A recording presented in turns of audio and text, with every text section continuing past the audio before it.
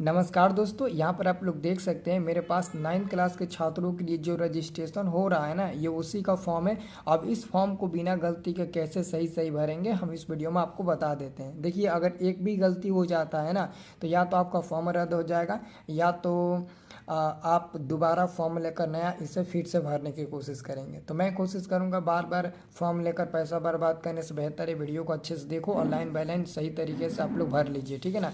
दो गो आपको पेज भरने को मिलेगा, तो दोनों पेज को आपको बहुत अच्छे से भरना है और इसी में सब्जेक्ट चूज़ करना होता है। सब्जेक्ट गलती चूज़ मत करिएगा, ठीक है ना। तो इस वीडियो को लाइक ज़रूर करना, चैनल को सब्सक्राइब ज़रूर कर लेना। देखो, जिनके स्कूल वाले इसी फॉर्म का 20 रुपये, 30 रुपये, 40 रुपये, 50 रुपये लेते होंगे, तो हम आपको बता देते हैं। हमारे वीडियो के डिस्क्रिप्शन बॉक्स में इस फॉर्म का PDF फॉर्मेट हम दिए हैं, वहाँ से आप फ्री में डाउनलोड कर लीजिएगा। क्योंकि हर स्कूल का हर मतलब ना जिला का अलग अलग फॉर्म नहीं है ये आवेदन फॉर्म, पता है ना। पूरे बिहार में एक ही आवेदन ये फॉर्म दिया गया है भरने के लिए रजिस्ट्रेशन का। पूरे बिहार में सेम टू सेम यही है, जिस भी स्कूल में जाइएगा ऐसा ही आपको फॉर्म मिलेगा, ठीक है ना। तो आप ऑनलाइन भी डाउनलोड कर सकते हैं, लेकिन हम आपको इसको भरने से पहले हम आपको कुछ जानकारी दे देना चाहते हैं जो कि हर कोई नहीं बताता है, और आपका पहले ही रजिस्ट्रेशन में कुछ कुछ गलती करा देता है और आगे चलकर एडमिट कार्ड में गलती आता है, तो तुम लोग सुधार करने के लिए इधर उधर भटकते रहते हो। देखो, कहा गया है कि आवेदन पत्र यानी कि जो ये आपका रजिस्ट्रेशन फॉर्म है, इसमें छात्र छात्रा अपने माता पिता के नाम, विषय, लिंग, व्यवहारिक स्थिति तथा जाति कोटि पूरी शुद्धता के साथ भरे जाए। मतलब कि आप अपने इस आवेदन पत्र पर रजिस्ट्रेशन फॉर्म पर ना पूरा अपना दोस्तों डिटेल अच्छे से सही सही भरिएगा बिना गलती के, ठीक है। और दूसरा नंबर में बोला गया है कि रजिस्ट्रेशन फॉर्म में छात्र छात्रा का रंगीन फोटोग्राफी होना चाहिए और साथ में ना सही हस्ताक्षर यानी कि फ़ोटो यहाँ पर चिपकाना है और इसी के नीचे आपको सिग्नेचर करना है, ठीक है। और तीसरा नंबर में निर्देश दिया गया है कि छात्र छात्रा अभिभावक और शिक्षण संस्थान के जो प्रिंसिपल होंगे उनसे मोहर लगवाकर सिग्नेचर करवा लेना है। मतलब कि आपको अपने गार्जियन से सिग्नेचर कराना है और उसके बाद से स्कूल में जाइएगा तो वहाँ के जो प्रिंसिपल होंगे वो सिग्नेचर करके मोहर मार देंगे, तब जाकर आपका फॉर्म सक्सेसफुल हो जाएगा, ठीक है ना। और दोस्तों, एक अन्य निर्देश दिया गया है कि छात्र छात्राएँ जब भी रजिस्ट्रेशन फॉर्म भरेंगे तो वहाँ पर वैलिड मोबाइल नंबर एवं ईमेल ID अंकित करेंगे। इसका मतलब ये हुआ कि जो मोबाइल नंबर आपका चालू है, मत ऐसा नहीं है कि सिम बंद हो चुका है, अब ऐसा नहीं है कि रिचार्ज ख़त्म हो गया है वही मोबाइल नंबर दे दे। देखो, जो मोबाइल चालू है, रिचार्ज है, वो मोबाइल नंबर देना, और ईमेल ID जिस पर काम होता है, हमेशा मैसेज वैसेज आता रहता है, वही दीजिएगा। ऐसे में जब आपका ये फॉर्म ऑनलाइन अप्लाई किया जाएगा ना कंप्यूटर के द्वारा, तो मोबाइल नंबर के द्वारा और ईमेल ID दोनों के द्वारा आप लोगों को मैसेज कर दिया जाएगा कि आपका फॉर्म सबमिट हो गया है, आपका फॉर्म भरा गया है। और अगर कोई गलती उलती होगा तो वहीं पर आपका छांट दिया जाएगा, तो आपको मोबाइल पर मैसेज आ जाएगा कि आपका रजिस्ट्रेशन फॉर्म छांट दिया गया है, आपका रजिस्ट्रेशन नहीं हुआ है, ठीक है ना। तो ये सब के लिए आपको सही भरना है, ठीक है। और उसके बाद से यहाँ पर दूसरा नंबर में बोला गया है कि एक मोबाइल नंबर का उपयोग एक ही छात्र छात्राएँ के पंजीकरण आवेदन पत्र भरने हेतु किया जा सकता है। मतलब कि एक मोबाइल नंबर एक ही छात्र भरेगा। नहीं तो क्या होता है ना, सरकारी स्कूल में हम लोग जाते हैं रजिस्ट्रेशन कराने, तो हम अपना मोबाइल नंबर अपना भर देते हैं और हमारा ही मोबाइल नंबर कोई दूसरा दोस्त भी अपने में भर देता है, तो जबकि ऐसा नहीं होगा, फॉर्म रिजेक्ट हो जाएगा। और तीसरा नंबर में बोला गया है जब आप फॉर्म भरिएगा तो चौथा, 21 और 22 और 23 को छोड़कर सभी को भरना अनिवार्य है।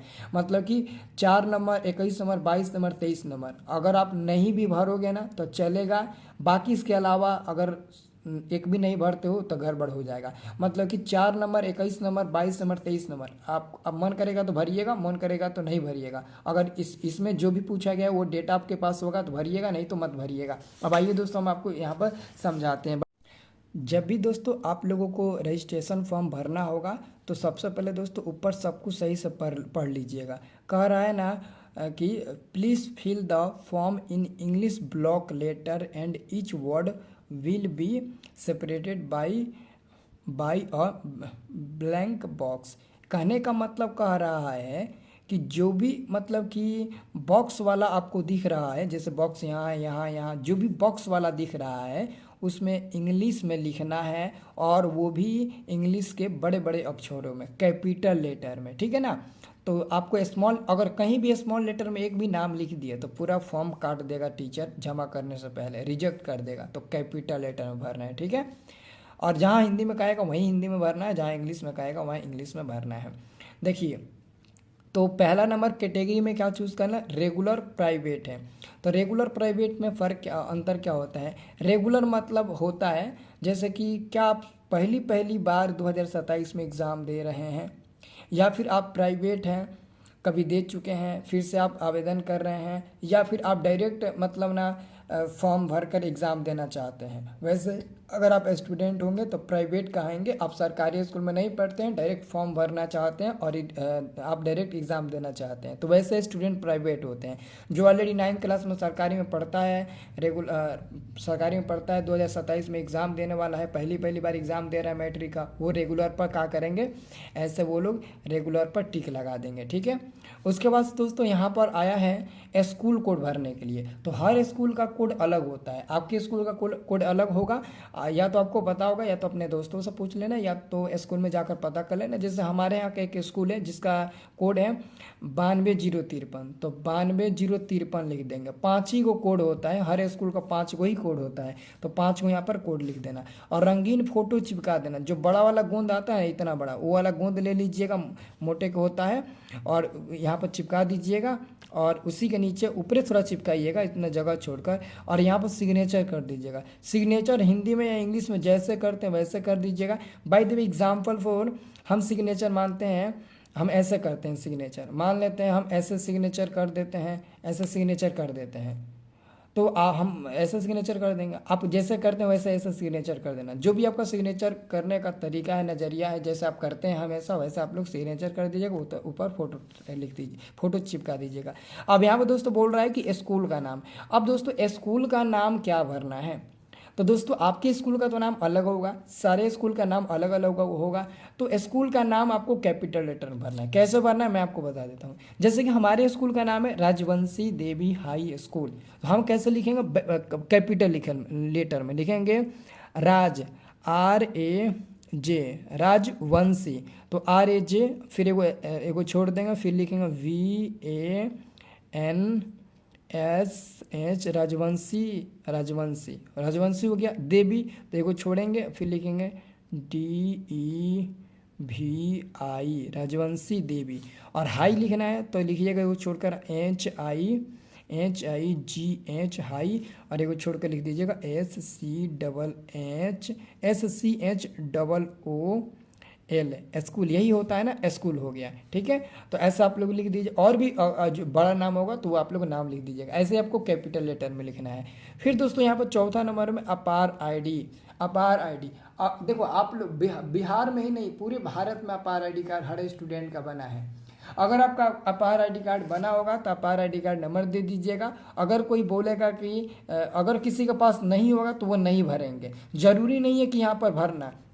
ऑलरेडी दोस्तों यहाँ पर क्या बोला गया है, यहाँ पर बोला गया है ना, यहाँ पर 4 नंबर में कि 4 नंबर वाला वितरण को छोड़कर सभी भरना इंपॉर्टेंट है। 4 नंबर है तो भरिए, नहीं है तो मत भरिए, इसलिए यहाँ पर स्टार का चिन्ह लगा दिया गया है। अगर इसमें है तो अपना अपार ID भरिएगा, नहीं है तो मत भरिएगा, ठीक है।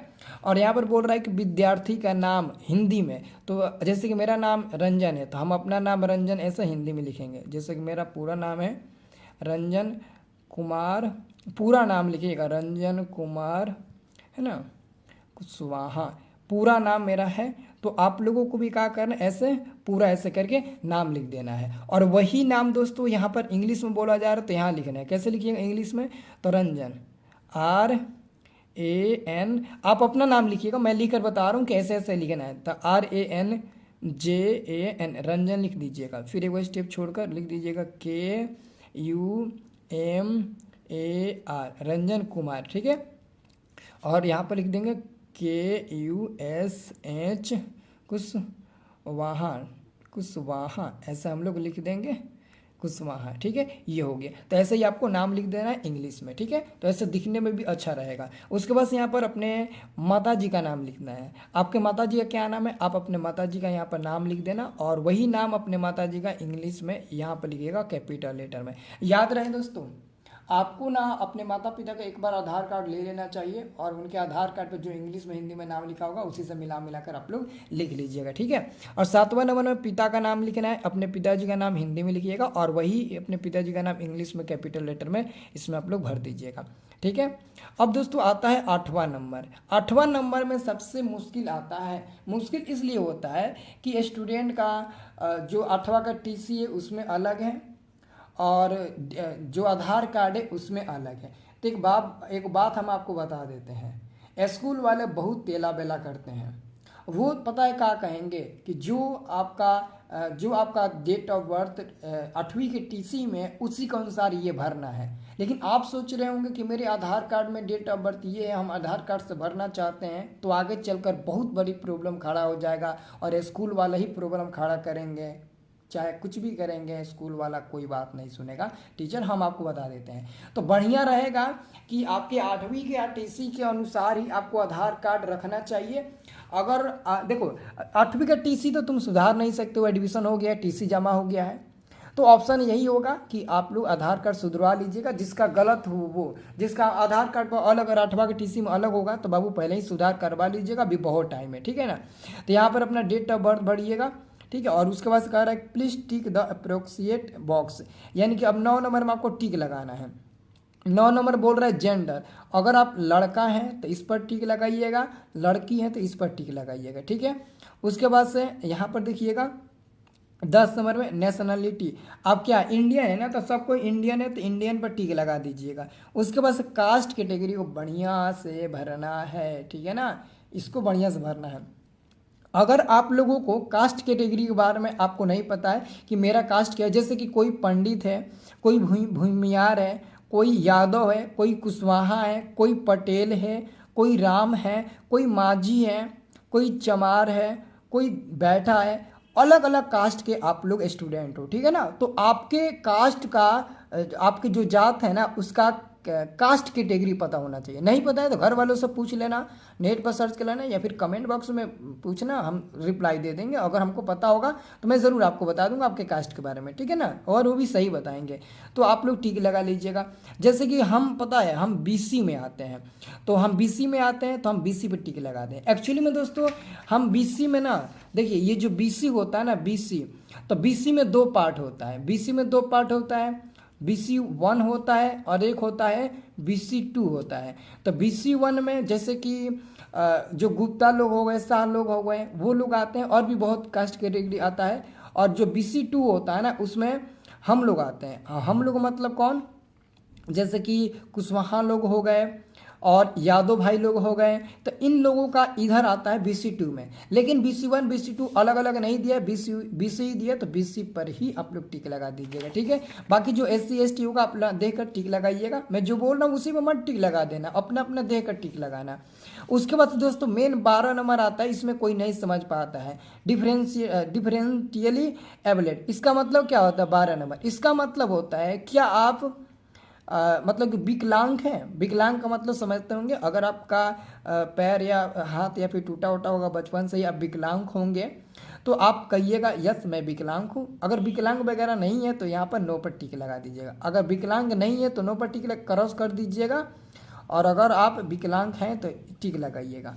और उसके बाद से बोल रहा है अगला आपके लिए बोल रहा है, यहाँ पर ध्यान से देखिएगा, आगे बोल रहा है कि स्पेसिफाई इफ यस।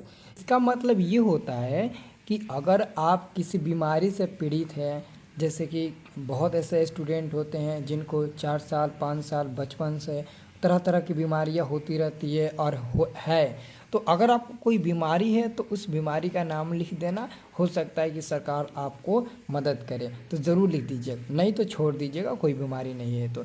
तीसरा नंबर में रिलीजन क्या आपका, आप हिंदू हैं तो हिंदू पर टिक लगाइएगा। अगर आप इस्लाम है यानी कि मुस्लिम है तो इस पर टिक लगाइएगा। सिख, जैन, बुद्ध, क्रिश्चियन, अदर्स दिया गया है, तो जो भी है अपना धर्म आप लोग चूज़ करके आप लोग टिक लगा दीजिएगा।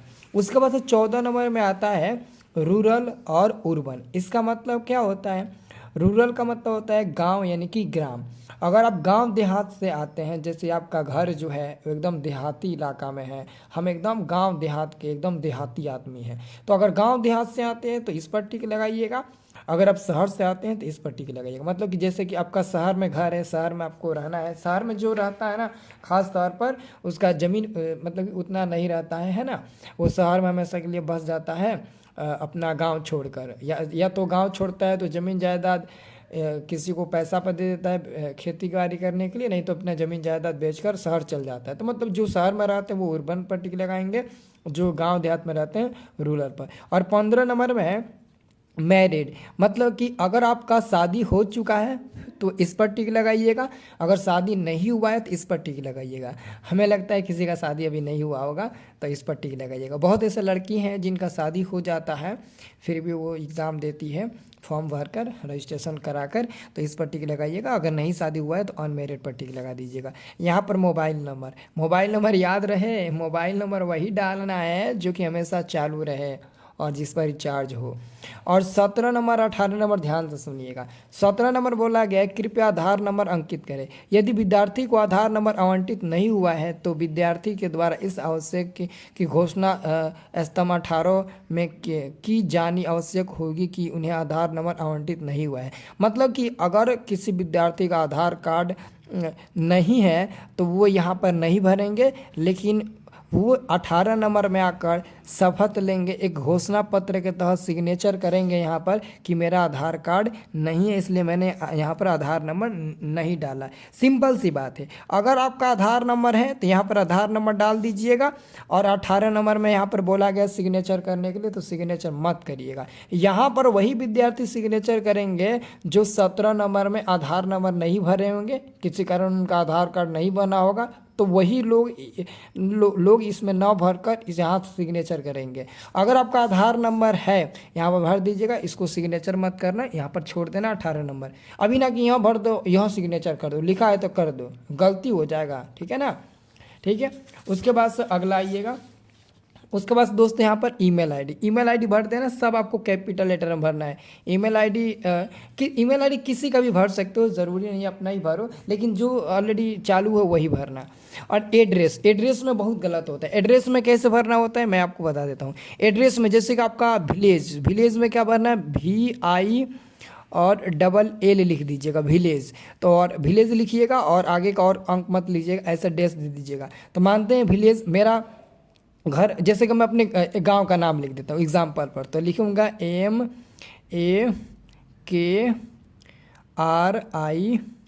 MAKRIYAR मकरियार, और भी आगे मेरा घर का नाम है ये, जैसे कि मैंने लिख दिया मेरा घर है मकरियार, ठीक है, तो हमने लिख दिया।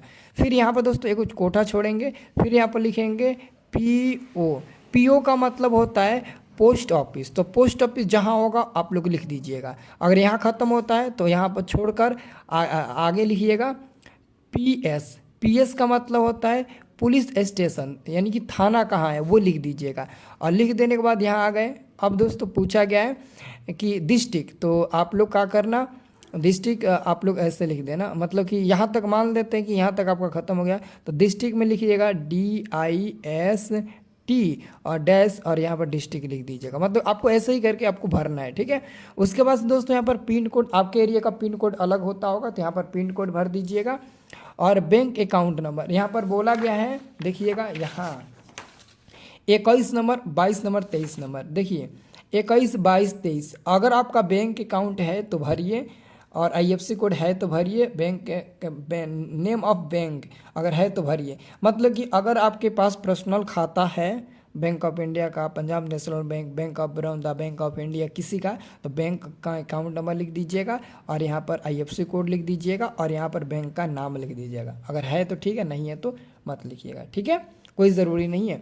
और देखो अगला कह रहा है यहाँ पर 24 नंबर में two identification marks of candidate, यानी कि जो विद्यार्थी ये फॉर्म भर रहा है, जिस विद्यार्थी का ये रजिस्ट्रेशन फॉर्म है, उस विद्यार्थी के कहीं शरीर में कोई आइडेंटिफिकेशन मार्क्स है कि नहीं। मतलब कि आपके अगर शरीर में कहीं भी कोई चिन्हासी है, जैसे कि बचपन का चिन्हासी, आपके शरीर में कहीं ना कहीं मासा जरूर होगा, मासा नहीं होगा तो आपके शरीर में कहीं बचपन से कोई चिन्हासी भगवान ने जरूर छोड़ा होगा। हो सकता है कहीं शुरू से ही आपके शरीर में कहीं कट उट गया हो, कपार फूट गया हो जिसका चिन्हासी अभी तक होगा, या फिर दोस्तों कुछ भी नहीं होगा तो आपके शरीर में एक तिल दो तिल तो जरूर होगा। तिल तो हर विद्यार्थी के शरीर में होता है। तो जैसे कि हम आपको बता देना चाहते हैं, जैसे कि हमने रजिस्ट्रेशन भरा था तो हमने लिखा था कि हाथ के दाहिने साइड तिल का निशान है।